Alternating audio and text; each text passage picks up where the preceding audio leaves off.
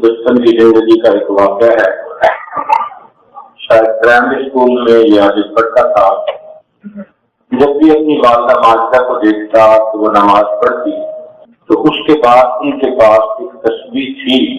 اس تسبیح کو وہ ایک آنکھ بند کر کے اور دوسری آنکھ سے اس کے اندر کچھ تھوڑا سا بنا ہوا تھا، بڑی دیر تک بیٹھ کے دیکھتی رہتی. پھر اس کے بعد رو رو کے دعا مانگتی تھی. ناسمجھی کی عمر تھی، ہمیں پتہ نہیں چلتا تھا، لیکن اتنا پتہ چلتا تھا کہ ہر نماز کے بعد وہ کچھ اس تصویر میں سے دیکھتی. جب کچھ عمر بڑھی، سمجھ لگی، تو ایک دن امی سے پوچھا، امی آپ کیا دیکھتی ہیں؟ انہوں نے کہا بیٹے آنکھ بند کرو. اب اتنی چھوٹی عمر کی کہ جس آنکھ سے دیکھنا تھا میں نے وہ بند کر لی. اس نے کہا نہیں، دوسری بند کرو. اب تھوڑی دیر لگی، جب اس آنکھ کو بند کر کے دوسری آنکھ سے دیکھا اور اس تصویر کا وہ جو اوپر ہوتا ہے چھوٹا سا محراب کا بنا ہوا، تو دیکھا کہ ایک آدمی حجر اسود کو بوسا دے رہا ہے. پہلے زمانوں میں جب ویڈیو، تصویریں، اسکرینیں یہ سب خواص سے نہیں ہوتی، آنکھ چیز ہوتی تھی، تو کچھ لوگوں نے تصویر کے اس لکڑی کے محراب کے اندر ایک چھوٹی سی یہ تصویر کہیں سے ڈالی ہوئی تھی. تو جو حاجی یہاں سے جاتا تھا وہ تو لے کے جاتا تھا. تو کبھی اس میں حجر اسود کو بوسا دینے کی تصویر ہوتی تھی، کبھی مسجد نمرہ، کبھی مسجد خیف، یا کبھی بیت اللہ کے طواف کا منظر. اس قسم کی چند تصویریں ہوتی تھی. اور جس کے پاس جو تصویر آتی تھی پھر وہ حسرت کے ساتھ، آرزوؤں کے ساتھ، امنگوں کے ساتھ اس کو دیکھتا تھا. تو والدہ ماجدہ بھی اسی طرح پہلے اس کو کافی دیر بیٹھ کے دیکھتی تھی، پھر اللہ کے حضور دعا مانگتی تھی کہ اللہ مجھے اپنا گھر دیکھنے کی شہادت تھا. تو چونکہ اپنی والدہ کو اس چھوٹی عمر میں روتے دیکھا، آنسو بہاتے دیکھا، تو طبعی طور پر، فطری طور پر دل میں ایک امنگ رہی شروع سے کہ ہم بھی اللہ کا گھر دیکھیں. یہ تو ایک والدہ کی بات ہے. دیکھا جائے تو پتہ نہیں لاکھوں ایسی خواتین ہیں، لاکھوں ایسے مرد ہوں گے جن کے دلوں میں یہ حسرت، تمنا انگڑائیاں لیتی ہوگی، بےتار ہوتی ہوگی کہ اللہ ہمیں بھی اپنا گھر دیکھنے کی توفیق دے. اور ان میں سے کئیوں کو یہ سعادت نصیب ہو گئی ہوگی اور کئی اسی حسرت کو لے کر اس دنیا سے چلے گئے. بہرحال یہ اللہ رب العزت کا کتنا کرم، کتنی مہربانی ہے کہ اللہ رب العزت نے آج ہمیں جیتے جاگتے اپنے اس گھر کو دیکھنے کے لیے یہاں قبول کروایا. جتنا اللہ رب العزت کا ہم شکر ادا کریں اتنا ہی کم ہے. ہم تو شکر بھی ادا نہیں کرتے، مگر اللہ رب العزت کا کرم دیکھیے، اس کی رحمت کی نظر پڑ جاتی ہے تو ہم جیسے گنہگاروں کو، خطاکاروں کو، غافلوں کو اللہ رب العزت اپنے گھر کی طرف کھینچ لیتے ہیں کہ شاید یہ میرے بندے یہاں آ کر بندے بن جائیں. کہتے ہیں نا ایک دوسرے کو بندے کا پتر بن، تو اسی لیے اللہ نے ہمیں بھی کھینچ لیا کہ شاید یہاں آ کے یہ بندے کے پتر بن جائیں، نیک بن جائیں، خطاؤں کو، گناہوں کو، خلاف شرع کاموں کو، بری عادتوں کو، اندر کے جتنے بھی رضائے ہیں شاید ان سب کو یہاں آ کے چھوڑ دیں اور یہ میرے عبادت گزار بندوں میں سے، عباد الرحمان میں سے بن جائیں، اللہ کے بندے بن کر واپس. تو اللہ رب العزت نے ہمیں یہ توفیق عطا کر. یہ وہ پیغام ہے جو یہاں سے چلا برکت توحید سے پوری دنیا کے اندر پھیلا. چنانچہ بیت اللہ شریف اور کوہ صفا، اس کے درمیان میں ایک گھر تھا، ویسے رہنے والوں کے لیے تو وسیع تھا. وہاں پر قبیلہ بنو مخزوم کا ایک نوجوان رہتا تھا. یہ بنو مخزوم قبیلہ امیر قبیلوں میں سے مشہور تھا. جیسے بعض خاندان امیر خاندان مشہور ہوتے ہیں، تو بنو مخزوم کے لوگ امیر لوگ تھے. علاقے کے لوگوں میں ان کا ایک مقام تھا، ان کی ایک پے تھی. تو ایک نوجوان تھا، عمر اس کی 20 سال کی، نام اس کا تھا ارقم، یہ مکان اس کا تھا۔ کلمہ پڑھا، کلمہ پڑھنے کے بعد اس نے نبی علیہ السلام کی خدمت میں عرض کیا کہ اللہ کے پیارے حبیب صلی اللہ علیہ وسلم، آپ کا گھر تو حرم سے تھوڑا سا فاصلے پر ہے، کیونکہ جہاں ہم آج ہیں بالکل اس کے قریب قرب جوار میں خدیجہ الکبریٰ رضی اللہ تعالی عنہا کا گھر تھا، اور نبی علیہ السلام کی اس وقت جو قیامت گاہ تھی، اقامت گاہ، وہ وہاں یہاں سے جانا پڑتا تھا، اور درمیان میں کئی بازار تھے اور جگہ تھی جہاں سے گزر کے جانا پڑتا تھا۔ اب حرم محترم کے اندر بیٹھ کر دین کی تعلیم دینا اس وقت بہت مشکل تھا، کفار کا ہوش تھا، غلبہ تھا، بات نہیں کر سکتے تھے، جان کا خوف تھا، ڈر تھا۔ تو یہ گھر چونکہ حرم کے بالکل قریب پڑتا تھا، تو اس نے کہہ دیا کہ اللہ کے نبی آپ میرے گھر سے سیکھ لائیں۔ چنانچہ اللہ کے پیارے حبیب صلی اللہ علیہ وسلم نے اس دار ارقم کو اپنے اس مجلس کے لیے قبول کروایا۔ وہاں آپ تشریف لے جاتے تھے، اور کوئی نہ کوئی بندہ جو قبول کرنا چاہتا تھا دین اسلام کو، وہ آپ کی خدمت میں حاضر ہوتا، اور آپ وہاں پر بندی لگا کر اس کو کلمے کی تعلیم دیتے تھے۔ اللہ کی شان کے 38 لوگ وہ مسلمان ہو گئے۔ نبی شام دعائیں کرتے رہتے تھے۔ ایک دن ابو جہل نے نبی علیہ السلام کے ساتھ بہت ہی زیادہ بدتمیزی کی، بہت ہی زیادہ۔ خیر، جب نبی علیہ السلام کو پتہ چلا کہ قریش کے بعض لوگوں نے نبی علیہ السلام کے ساتھ ایسا معاملہ کیا، تو نبی علیہ السلام کے چچا، جو آپ کے رشتے میں چچا تھے، ویسے آپ کے دوست تھے، ہم عمر ہونے کے وجہ سے عمر میں زیادہ فرق نہیں، تو چچا بھی تھے اور دوست بھی تھے، اور وہ بڑے بہادر تھے، وہ بڑے بہادر تھے اور شکار کھیلا کرتے تھے۔ نشانہ ان کا بہت ہی اعلیٰ تھا۔ شکار کھیلنے گئے ہوئے تھے، جب واپسی آئی تو ان کو گھر سے پتہ چلا کہ آج تو بھتیجے کے ساتھ یہ ہوا، تو ایک فطری غیرت ہوتی ہے نا، سیم بلڈ ہو تو بندے کو محسوس ہوتا ہے، تکلیف ہوتی ہے۔ تو وہ اپنے گھر سے اٹھے اور آ کے انہوں نے قریش کے وہ سردار جنہوں نے بدتمیزی کی تھی ان کو ڈانٹا بندی کی اور مارا بھی گئی، اور جہاں انہوں نے مارا تھا اسی جگہ ان کے سر سے ٹھوکر لگائی۔ ٹھوکر لگانے کے بعد پھر وہ اپنے بھتیجے کی تلاش میں نکلے تو پتہ چلا کہ وہ دار ارقم وہاں گئے، اور انہوں نے آ کے اپنی ہمدردی کا اظہار کیا، اور کرنے کے بعد خوشخبری سنائی کہ میں بھی کلمہ پڑھ کر مسلمان ہونا چاہتا ہوں۔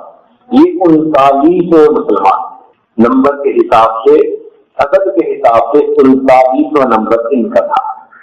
نبی علیہ السلام کو ان کے اسلام سے بہت خوشی ہوئی، مگر پھر بھی نبی علیہ السلام دعا مانگتے تھے کہ اللہ عمر بن خطاب کے ذریعے سے یا عمر بن حشام کے ذریعے سے اللہ دین اسلام کو سربلند کرا، کیونکہ یہ دو شخصیتیں ایسی تھیں جو بڑی قداور تھیں، اور اگر ان میں سے کوئی ایک مسلمان ہو جاتا تو پھر دوسرے لوگ مسلمانوں کے ساتھ زیادتی نہ کرتے، اور وہی ہوا کہ اگلے دن اللہ کے پیارے حبیب صلی اللہ علیہ وسلم کی یہ بھی دعا قبول ہوئی، اور عمر بن خطاب رضی اللہ تعالیٰ عنہ وہ نبی اسلام کی خدمت میں آئے۔ پیچھے کا واقعہ آپ سن چکے ہوں گے کہ اپنی ہمشیرہ کے ساتھ جو معاملہ ہوا، جب وہ دروازے پر آئے تو دروازہ کھٹکھٹایا، ایک صحابی نے دیکھا، وہ حیران ہوا، کہنے لگا تو عمر ہے، ہاتھ میں تلوار بھی ہے۔ تو امیر حمزہ رضی اللہ تعالیٰ میں کھڑے ہوئے، کہنے لگے کہ اس کو آنے دو، اگر اچھی نیت کے ساتھ آیا ہے تو ہم ان سے استقبال کریں گے، کچھ اور ارادہ لے کے آیا ہے تو حمزہ موجود ہے۔ جب دروازہ کھولا تو اس وقت عمر بن خطاب نانوں کا تو معاملہ ہی بدلا ہوا تھا، دل کی دنیا بدل چکی تھی، آ کر بیٹھے اور کہنے لگے جی کہ میں تو کلمہ پڑھ کے مسلمان ہونا چاہتا ہوں۔ مسلمانوں کو اتنی خوشی ہوئی کہ انہوں نے اللہ اکبر کا نعرہ بلند کیا۔ اللہ کے پیارے حبیب صلی اللہ علیہ وسلم کو کتنی خوشی ہوئی ہوگی۔ خیر اس کے بعد عمر بن نے یہ عرض کیا کہ اللہ کے پیارے حبیب صلی اللہ علیہ وسلم اب تک آپ کنڈی بند کر کے تعلیم دیتے رہے، اب عمر مسلمان ہو، میری غیرت ایمانی برداشت نہیں کرتی کہ ہم اس طرح چھپ کے اللہ کی عبادت حرم کرتے، چنانچہ وہ نبی علیہ السلام کے کہنے پر آئے اور حرم میں آ کر انہوں نے اعلان کیا کہ عمر مسلمان ہو چکا ہے. اے قریش مکہ، تم میں سے جو اپنی بیوی کو بیوہ کروانا چاہے اور اپنے بچوں کو یتیم کروانا چاہے وہ ذرا عمر کے سامنے ہے. اب کسی میں کی ضرورت تو نہیں تھی. چنانچہ نبی علیہ السلام نے عمر بن خطاب ناموں کو فاروق کا لقب عطا کیا. فرق بین الحق والباطل کرنے والے. اس کے بعد پھر دین اسلام کی کھلی ترویج تشہیر ہونے لگے، اشاعت ہونے لگے اور یہ سلسلہ چلاتے چلتا رہا. الحمدللہ آج اس وقت یہ پوری دنیا کے اندر اللہ نے کہا مشرق مغرب شمال جنوب ہر طرف وہ اللہ کے بندے جن کے دل میں اللہ کی محبت کی شمع جل رہی. بالخصوص حج کے موقع پر وہ کھچ کھچ کے یہاں آتے. کتنے اس میں سے اللہ اپنے محبت کرنے والے. چنانچہ حضرت مولانا حسین مرسی رحمۃ اللہ علیہ کے بارے میں لکھا کہ جب شروع میں ان کے لیے ابھی حجاز کا راستہ نہیں کھلا تھا، دل میں بہت زیادہ محبت تھی. تو جب ذی الحجہ کے ایام آتے تو حضرت بہت بے قراری میں وقت گزارتے. کھانا کھانے بیٹھتے، کھانا بند کر دیتے، بس ایک لفظ بولتے تھے کیا معلوم نہیں اس شاخ کیا کر رہے ہوں. یعنی ان کی نظر میں حج پہ جانے والے یہ اللہ کے عاشق تھے اور پتہ نہیں کوئی طواف کر رہا ہوگا، کوئی مقام ابراہیم پہ عبادت کر رہا ہوگا، کوئی حجر اسود کو بوسہ دے رہا ہوگا، کوئی مقدم سے لکھتا ہوگا. بس یہی کہتے تھے معلوم نہیں اس شاخ کیا کر رہے ہیں. راتوں کو نیند نہیں آتی. اللہ رب العزت نے ان کی یہ طرف ایسی قبول کی کہ ان کے لیے حرم محترم کے دروازے ایسے کھولے کہ حضرت نے مسجد نبوی میں 18 سال بیٹھ کر حدیث پاک کا درس دیا. یہ دل کی محبت، دل کی چاہت، دل کی گڑھن اللہ کے یہاں یہ قبول ہوتی ہے. تو دیکھا یہ جاتا ہے کہ آنے والوں میں سے کون کس محبت کے ساتھ آتے تو سارے ہیں، کون دل میں کیسی محبت لے کے آیا. اللہ رب العزت بس اس بات کو دیکھتے ہیں. اور ہمارے اکابر تو سبحان اللہ جب چلتے تھے کتنی محبتوں کے ساتھ اپنے گھروں سے آتے. اللہ کہتے ہیں کہ ابراہیم اعظم رحمۃ اللہ علیہ انہوں نے ارادہ کیا حرم آنے کا تو بلخ سے چلے اور مکہ مکرمہ تک انہوں نے 28 سال میں یہ سفر مکمل کیا. 28 سال میں وہ کیسے؟ ایک قدم رکھتے تھے مصلی بچھاتے تھے، 2 رکعت نفل پڑھتے تھے، پھر اگلے قدم میں مصلی بچھاتے تھے، پھر 2 رکعت پڑھتے تھے. ہر قدم پر 2 رکعت پڑھتے پڑھتے 28 سال میں مکہ مکرمہ پہنچی. طواف کیا، مقام ابراہیم میں نفل ادا کر کے دعا مانگی، اللہ تیرے بندے تیرے گھر کا دیدار کرنے کے لیے فوج چلتے آتے ہیں، میں تو پلکوں کے بل چل کے تیرے گھر تک حاضر ہوں. اور واقعی ان کو یہ بات سچتی تھی، ان کو یہ بات سچتی تھی کہ میں تو پلکوں کے بل چل کے تیرے گھر تک آیا. کن محبتوں سے آتے ہوں گے. اللہ اکبر. اللہ کی جان دیکھی ہے کہ ابراہیم اعظم ہے، موجود ہے بیت اللہ کے سامنے. اچانک ایک بوڑھی عورت آئی حرم میں تو انہوں نے کہا دیکھا کہ کیوں تجلیات بیت اللہ پر پڑ رہی تھی وہی تجلیات اس عورت کے دل پر پڑ رہی. کچھ کی نظر سے دیکھا تو فراست المؤمن، یہ مومن کی فراست ہوتی ہے. وَإِنَّهُ يَنظُرُ بِنُورِ اللَّهِ، وہ اللہ کے نور سے دیکھتا ہے. تو بڑے حیران ہوئے، پتا کیا کون؟ کہنے لگے جی کہ تو رابعہ بدری ہے. بڑے حیران ہوئے کہ میں اتنا دور کا سفر کر کے آیا اور اتنے عرصے کے بعد آیا، یہ تجلیات مجھے تو اپنے اوپر محسوس نہ ہوئی، خاص جو اس بوڑھی عورت پر ہے. تو رابعہ کے قریب آئے اور پوچھا رابعہ تم کون سی عبادت کر کے آئی ہو؟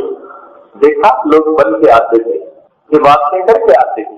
وہ شہنشاہ کے دربار میں اپنی زندگیوں میں محبتوں کے تحفے لے کے آتے تھے، ہدیے لے کے آتے تھے. رابعہ تم کیا لے کے آئی ہو کہ تمہارے اوپر وہ خاص تجلیات جو بیت اللہ پر کر؟ اب میں بھی تو اتنا لمبا سفر کر کے آیا. رابعہ نے مختصر جواب دیا ابراہیم تم سرے نیاز لے کر جہاں آئے ہو میں دل نیاز یہاں لے کر آئی. تم جھکنے والا سر لے کے آئے ہو میں جھکنے والا دل لے کے یہاں آئے.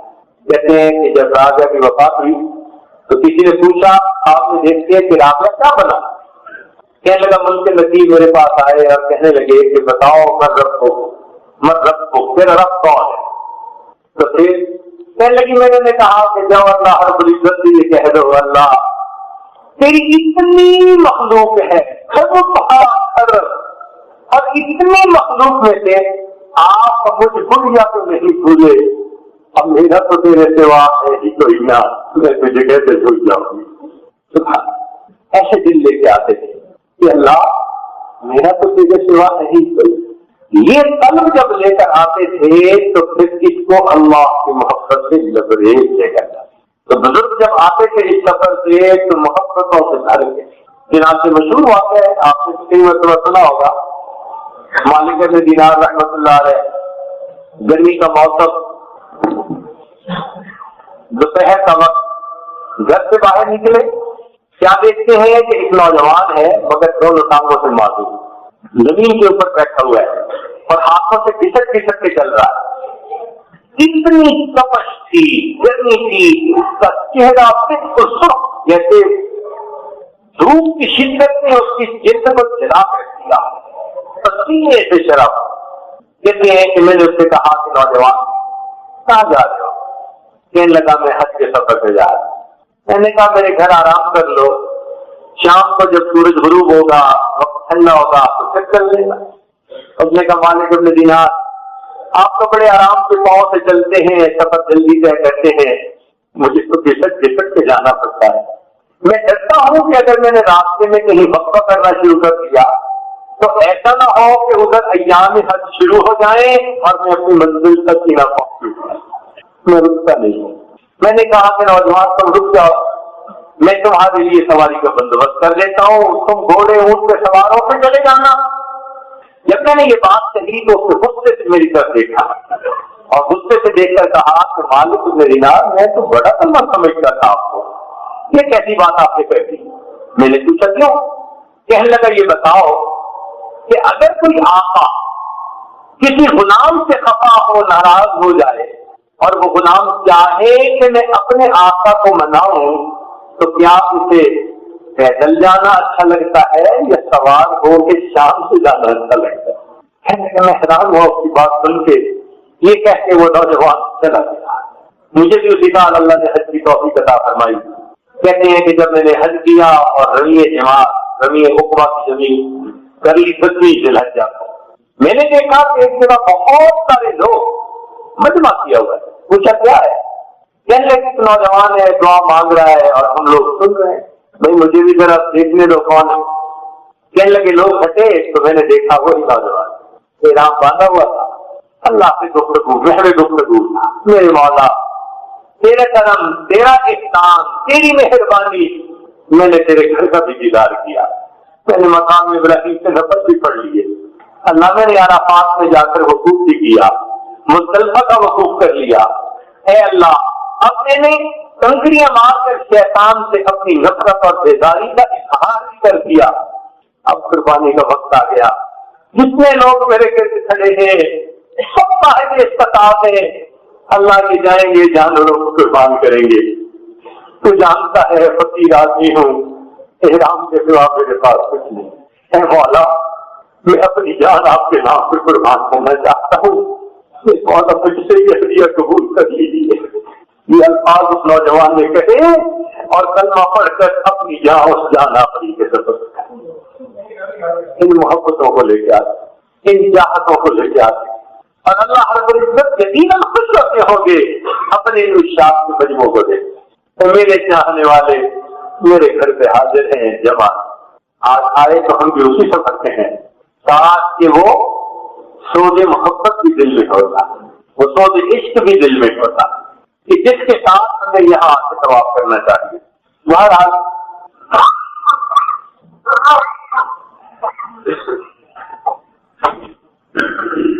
اب ایک ہے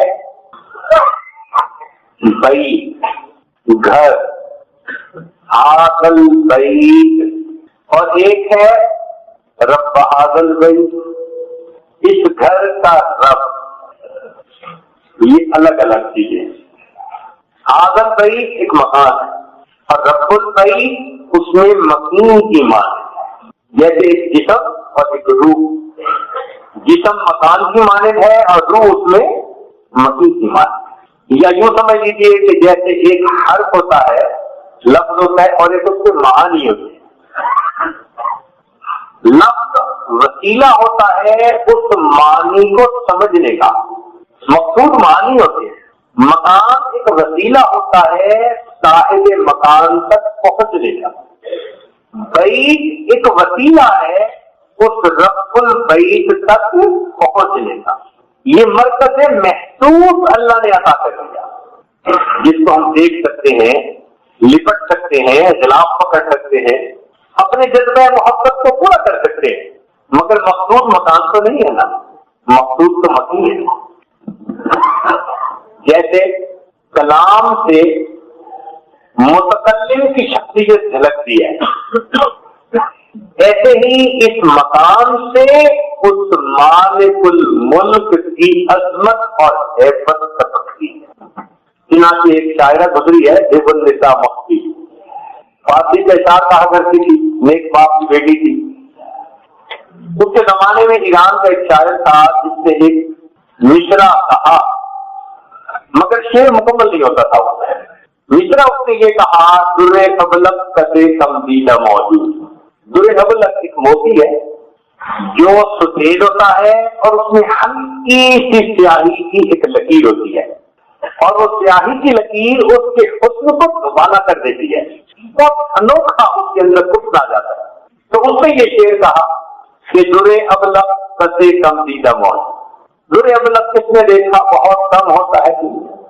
اب دوسرا مصرع اس کے ساتھ جڑتا نہیں تھا، بڑے شعراء نے تب آزمائی کی مگر نہیں بنا۔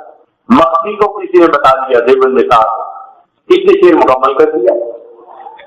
اس نے کہا کہ درے ابلق کتے کمدیدہ موجود مگر اشک بتان چشمہ آلود، کہ جو خوبصورت لوگ ہوتے ہیں اور ان کی سرما آلود آنکھیں ہوتی ہیں، جب وہ آنسو بہاتے ہیں نا تو ان کے آنکھوں کے ساتھ سرمے کی تھوڑی سی سیاہی شامل ہو جاتی ہے۔ وہ جو ان کی آنکھ سے موتی ٹپکتا ہے نا، وہ درے ابلق ہوتا ہے۔ اب معنی کے اعتبار سے ایسا یہ فٹ ہوا کہ جس نے بھی سنا حسد کر اٹھا۔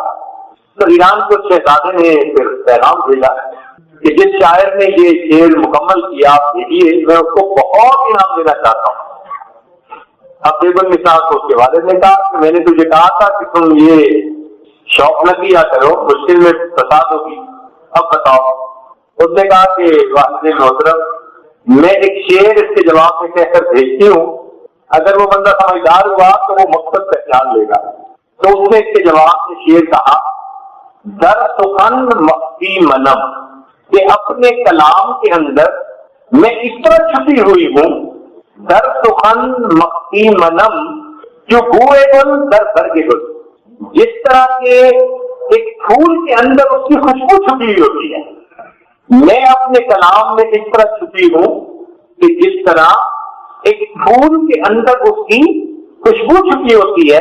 ہر کے خواہد ویل دارت در سخن خواہد مرا، جو شخص مجھ سے ملاقات کرنا چاہتا ہے اس کو چاہیے کہ میرے کلام سے ملاقات کر لے۔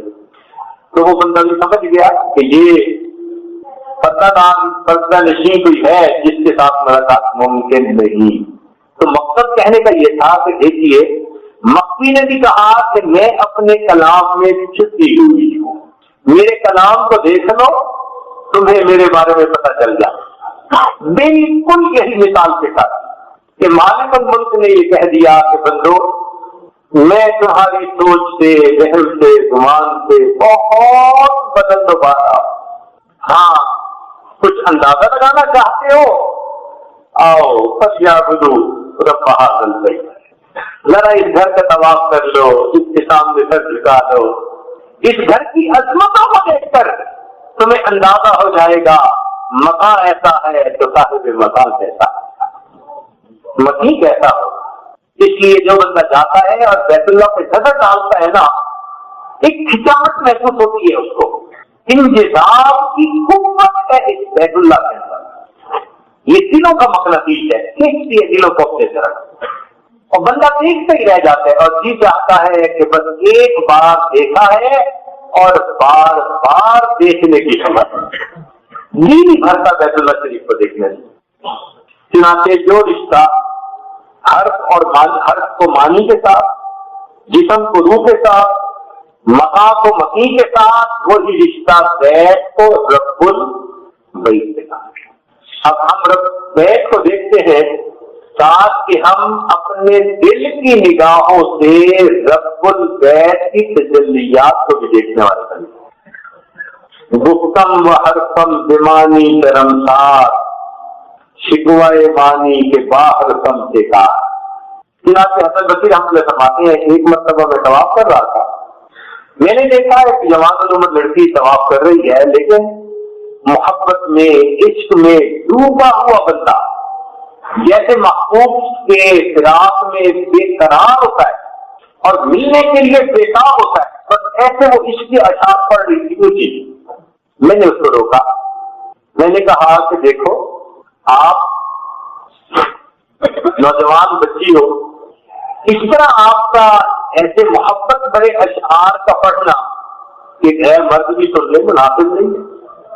جب میں نے اسے ٹوکا تو وہ مجھے متوجہ ہو کر کہنے لگی، حسن ایک بات تو بتائیں، کیا کہ آپ بیت کا طواف کر رہے ہیں یا رب البیت کی تجلیات کا طواف کر رہے ہیں؟ تو مجھے کاؤنٹر پہ چل دیا، آپ بیت کا طواف کر رہے ہیں گھر کا یا رب البیت کی تجلیات؟ کہنے لگے میں نے جواب میں کہا کہ میں تو بیت کا طواف کر رہا ہوں، اس گھر کا طواف۔ کہنے لگے میری یہ بات سن کر وہ مسکرائی اور کہنے لگی، حسن جن کے دل پتھر ہوتے ہیں وہ پتھر کے گھر کا طواف کرتے ہیں، اور جن کے دل زندہ ہوتے ہیں وہ پھر رب البیت کی تجلیات کا طواف کر رہے ہیں۔ اللہ اکبر کبیرہ، یہ فرق ہے ہم میں اور اللہ والوں کے طواف۔ ہم بھی گھوم رہے ہوتے ہیں، قدم تو چلا رہے ہوتے ہیں، مگر ہمارا وجود بس بیت کا طواف کر رہا ہو، اور جن کے دل میں اللہ رب العزت کی محبت بھری ہوتی ہے وہ لوگ پھر رب البیت کی ان تجلیات کا طواف کر رہے ہیں۔ یہ تو وسیلہ ہے نا ظاہر میں بتا۔ اللہ اکبر، اس لیے تو کہنے والے نے کہا تھا اطوف علی جدار دیار لیلا، میں لیلا کے گھر کا طواف کرتا ہوں۔ اطوف علی جدار دیار لیلا اقبل ذل جدار وذل جدارا، کبھی اس دیوار کا بوسہ لیتا ہوں میں، کبھی اس دیوار کا بوسہ لیتا ہوں۔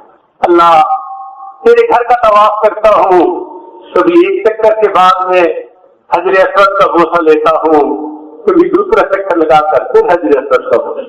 اطوف علی جدار دیار لیلا اقبل ذل جدار وذل جدارا وما حب الديار شغفنا قلبي ولكن حب من سكن الديار۔ ان دیواروں کی محبت نے میرے دل کو بے قرار نہیں کیا، بلکہ اس مکان کا جو مقی ہے اس کی محبت نے میرے دل کو بے قرار کر رکھا۔ ہم بھی اسی محبت کے ساتھ اپنے پروردگار کے گھر کا طواف کریں۔ ہمارا مقصود یہ نظر آنے والا بیت نہیں، بلکہ نظر نہ آنے والا رب البیت ہے۔ تو مقصود اس پورے سفر کا کہ جس طرح اللہ کی تجلیات اس گھر پر ہے، اللہ اپنی رحمت سے وہی تجلیات ہمارے اس گھر پر بھی عطا کرتا ہے۔ وہی اصل مکان اور لا مکان ہے۔ اس لیے کہنے والے نے کہا تھا آگریم و دل بغائے بستعیم، میں حاضر ہوں مگر دل میں نے اس غائب کے ساتھ اپنا نتھی کر دیا ہے۔ یہ دنیا میں نظر نہیں آ سکتا، تو اس کی محبت سے ہم اپنے دل کو بھر لیں۔ کہنے والے نے کہا رات دارو راز ما بیت الحرم سوز ما امساس ما بیت الحرم، اور یہی چیز ہے جو تمام انسانوں کو ایک نقطے کے اوپر اکٹھا کر رہی ہے، اللہ کے چاہنے والے۔ ساری دنیا کے انسانوں کو ایک نقطے پر جمع کرنے کا طریقہ یہ ہے کیا کہ ان کو اللہ کی محبت سے اکٹھا کر دو. عرب کے سوز میں ساز عجم ہے، حرم کا راز توحید امم ہے.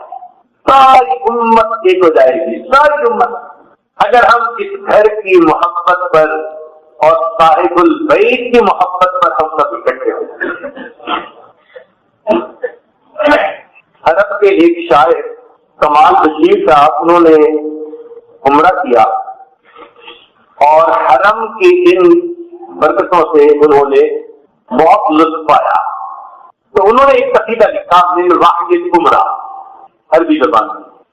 عجیب ان کے جذبات، کیفیات، احساسات اس میں منعکس ہوتے ہیں، ریفلیکٹ ہوتے ہیں کہ کس محبت کے ساتھ انہوں نے عمرہ کیا. بہرحال ان کے کلام میں سے ایک دو شعر جو انہوں نے عربی میں کہے کہتے ہیں وَأَنِلْ بَنِي شَرْوَتْ شَرْفَتْ تَوَافِ وَعِزَّهُ، اور مجھے ملی طواف کرنے کی عزت اور شرافت، یہ مجھے نصیب ہوئی نالا جناب. وَأَنِلْ بَنِي شَرْفَتْ تَوَافِ وَعِزَّهُ سبحان ربی لا یزید نوالہ. پاک ہے وہ ذات کہ جس کے احسانات بندے پر کبھی بھی کم نہیں ہوتے. مجھے عزت و شرافت ملی بیت اللہ کا طواف کرنے کی، اور پاک ہے وہ پروردگار کہ جس کے احسانات بندے کے اوپر کبھی کم نہیں ہے. وَأَنِلْ بَنِي شَرْفَتْ الطواف وعزه سبحان ربی لا یزید نواله وشقیت شوقی للحتیم وزمزمی. اب میں نے شفا پائی اپنے شوق کی حتیم میں عبادت کر کے اور زمزم کو پی کر. وشقیت شوقی للحتیم وزمزمی والشوق طال علی الفؤاد مطالہ. اور یہ شوق میرے دل پر اور زیادہ دراز ہو گیا، اور زیادہ گہرا ہو گیا میرے دل میں، اور زیادہ مضبوط سے عظمت ہو گیا میرے دل میں. وَمَقَامُ إِبْرَاهِيمَ قَدْ جَاوَرْتُهُ، اور وہ مقام ابراہیم جس کی مجاورت، جس کی ہمسائیگی میں نے حاصل کی کہ اس کے پاس بیٹھ کے عبادت کی. ہمارے اکابر اتنی عبادت کرتے تھے کہ ایک بزرگ تھے علامہ زمخشری رحمت اللہ علیہ، عرب لوگوں نے ان کو جان اللہ کا لقب دے دیا تھا، اللہ کے گھر کے پڑوسی. اتنا تو ڈیرا ڈال کے بیٹھتے تھے نا عرب میں. وَأَنِلْتَنِي شَرْفَ الطَّوَافِ وَعِزَّهُ سُبْحَانَ رَبِّي لَا يَزِيدُ نَوَالُهُ وَشَقَيْتُ شَوْقِي لِلْحَكِيمِ وَزَمْزَمِي وَالشَّوْقُ طَالَ عَلَى الْفُؤَادِ مَطَالُهُ وَمَقَامُ إِبْرَاهِيمَ قَدْ جَاوَرْتُهُ وَلَهُ ثَنَاءُ وَقَارُهُ وَجَلَالُهُ. اور اس کے لیے بلندی ہے، وقار ہے اور بڑا جلال ہے. وَسَعِدْتُ بِالْحَجْرِ الْكَرِيمِ مُقْبِلًا، اور حجر اسود کو بوسہ دینے کی سعادت بھی مجھے حاصل ہو گئی. وَسَعِدْتُ بِالْحَجْرِ الْكَرِيمِ مُقْبِلًا وَمَجَالَ أَسْجَاءَ الدُّعَاءِ مَجَالُهُ. اللہ تو دیکھو، جن کے دل جاگ رہے ہوتے ہیں نا، وہ پھر حرم کے ان اعمال سے احتیاط بھی محسوس کر رہے ہوتے ہیں. ہم بھی اپنے جاگتے دلوں کے ساتھ جائیں، اور اگر دل آنے کے بعد بھی نہیں جاگے تو فَإِنَّهُ أَعْظَمُ مِنَ الْمَصَائِبِ، بہت بڑی مصیبت یہاں آ کے بھی نہ جاتے. وہاں تو سوئے ہوئے صحیح کہ دنیا کی چکچوند تھی، اٹریکشن تھی، یہ گلیٹرنگ ورلڈ تھی، ہر طرف سے اپنی طرف کھینچنے والی چیزیں تھی، چھوڑ چھاڑ کے آ گئے. تو سودا کر لیا آپ نے، یہاں آ کے اللہ سے مانگے اے مولا بیدار دل عطا فرما دیجیے، بے قرار دل عطا فرما دیجیے، سوز والا دل عطا کر دیجیے، اے اللہ ہمارے من کو زندہ کر دیجیے۔ بس اس محبت کے ساتھ جب ہم وہاں نماز پڑھیں گے، تلاوت کریں گے، دعائیں مانگیں گے، پھر آپ اپنے دامن بھر بھر کے جائیں گے، بلکہ اللہ رب العزت اتنا عطا کریں گے کہ آپ اس پر بس بس کریں گے، اتنا عطا کریں گے، بس بس کریں گے، اس لیے کہ ہر دینے والا اپنے مقام کے مناسب ہے۔ مثال کے طور پر کوئی صاحب تاجر سے کچھ مانگے تو یہ عاجز ممکن ہے 1 ریال 2 ریال 5 ریال دے دے گا اپنی حیثیت کے مطابق، لیکن کسی ذرا امیر سے مانگے تو ہو سکتا ہے وہ 100 ریال اس کو دے دے، کسی اور وزیر سے مانگے ممکن ہے 1000 ریال دے دے، اور اگر یہاں کے بادشاہ سے مانگے تو وہ تو صرف ملین کی زبان جانتے ہیں، وہ حکم دے گا اس کو اتنے ملین دے دو۔ تو دیکھو جیسے مقام بڑھتا گیا دینے کا پیمانہ بھی بڑھتا چلا گیا۔ کیا گمان کرتے ہیں اس مالک الملک کے بارے میں؟ لہو مقالید السماوات والارض، آسمان اور زمینوں کی کنجیاں جس کے ہاتھوں میں ہے، جو خزانوں کا مالک ہے، اگر کوئی اس کے سر پر آ کر بیٹھے دامن پھیلائے اور اس کے دامن کو اللہ جو ہے پکڑ کر یوں کہے مولا تیرا فقیر تیرے در کا قائل تیرے دروازے پر حاضر ہے، اے رب کریم در کھول دیجیے، یقیناً اگر دل سے یہ دعا نکلے گی اللہ رب العزت کی رحمت جو اس میں آئے گی، اور پھر دینے والا بھی اپنے مقام سے مناسب عطا کرے گا، اور اللہ کی دین ہمیشہ زیادہ ہوتی ہے، مانگنے والے کا دامن ہمیشہ کھلا ہوتا ہے۔ ہم سے بس بس کرتے پھریں گے، تھوڑا بہت مانگے، بندے کا کمال مانگنا، آج بھی ظاہر کرنا، جھکانا اپنے آپ کو، اللہ کے در پہ مٹا دینا اپنے آپ کو، پھر اس کے بعد دیکھیے اللہ رب العزت کی طرف سے کیسی رحمت ہوتی ہے۔ تو بہرحال جہاں اور دنیا کی بہت ساری نعمتیں مانگیں گے، اللہ سے اللہ سے بھی تو مانگیے، بہت سارے لوگ ہوں گے، کوئی اللہ تعالیٰ سے بیٹا مانگے گا، کوئی کاروبار مانگے گا، کوئی اللہ تعالیٰ سے دنیا کا عہدہ مانگے گا، کوئی رزق حلال کے لیے کیا کیا مانگے گا، کوئی صحت مانگے گا، یہ سب چیزیں بھی مانگنی ہے، مگر ایک مقصود ہے اس سے ہٹ کر ہے، وہ کیا کہ اللہ سے اللہ کی تو مانگے، اللہ سے اے اللہ میں آپ سے آپ ہی کو چاہتا ہوں، میں آپ سے آپ ہی کو چاہتا ہوں، اللہ سے اللہ کو مانگ لیجیے۔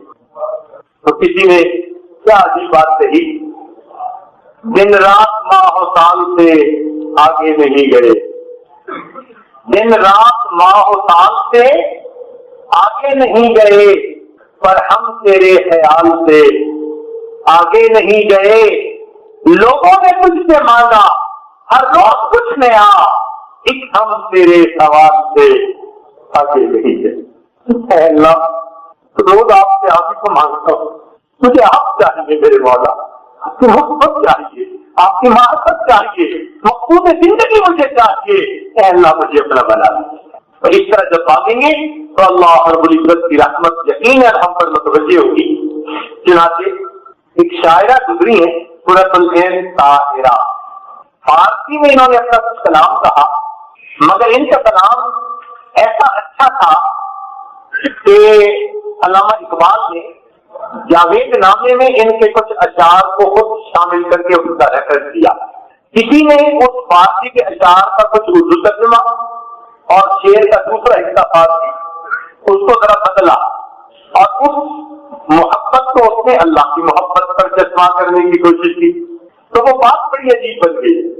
چنانچہ انہی اشعار پر آج کا یہ بیان آج ختم کرتا ہے۔ اس نے یہ کہا کہ اے محبوب تیری محبت میں نے در در کی خاک چھانی، بہت مجھے ڈھونڈا، اب میرے دل کی حسرت یہ ہے کہ کوئی ایسا موقع ہو کہ میں آمنے سامنے بیٹھ کر تیرے سامنے اپنا حال دل بیان کروں۔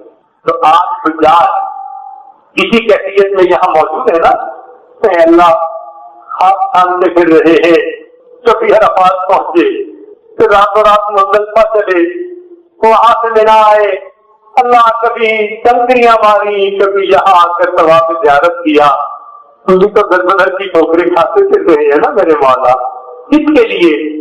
تیری رضا سے۔ اللہ اکبر۔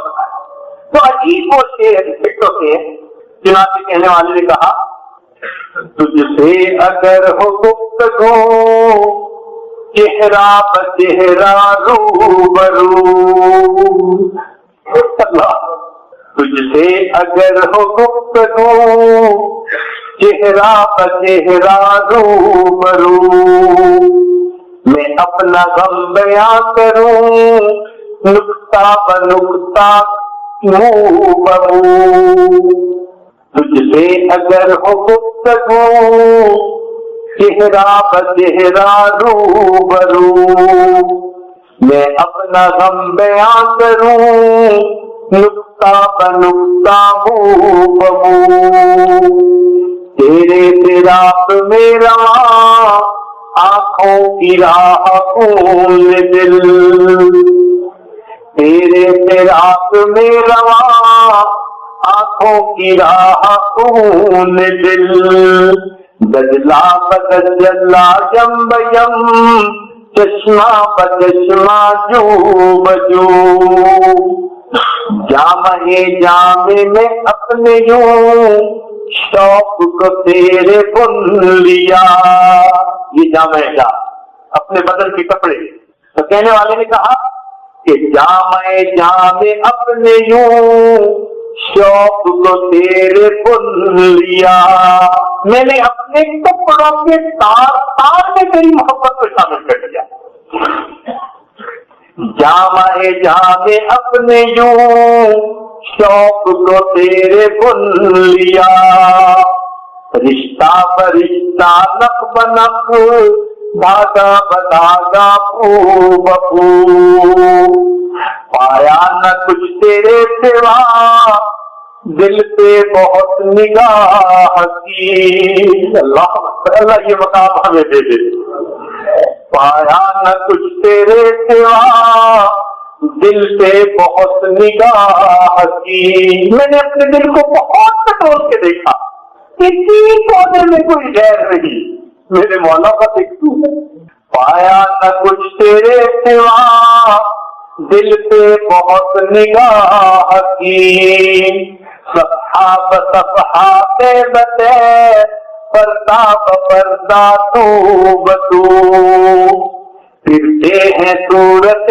فقیر ہم تیری دید کے لیے، سائل پھر رہے ہیں، پھرتے ہیں صورت فقیر ہم تیری دید کے لیے، کھانا بخانا در بدر کوچا بکوچا کو